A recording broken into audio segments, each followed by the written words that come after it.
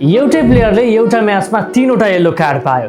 Football हिस्ट्रीमा यस्तो पनि भएको छ कि एउटै प्लेयरले एउटै म्याचमा 3वटा येलो कार्ड पायो। अब वर्ल्ड कप पाउन मात्र 4 दिन बाँकी छ। Welcome to our FIFA world cup fact series. Fact number 4 हो 3वटा येलो कार्ड। अनि यो इन्सिडेन्टलाई फुटबल हिस्ट्रीकै सबैभन्दा ठुलो रेफरीइङ डिजास्टर मध्येको एक मानिन्छ। सन् 2006 को फिफा वर्ल्ड कपमा अस्ट्रेलिया भर्सेस क्रोएसियाको गेम हुँदै थियो।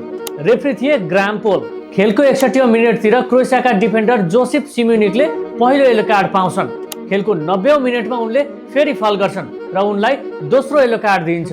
तर अचम्म, रेफरीले दोस्रो येलो कार्ड पछाडि रेड कार्ड देखाउनु पर्नेमा गेम कन्टिन्यू गराउँछन्। तर यति भइसक्दा पनि कसैलाई थाहा हुँदैन।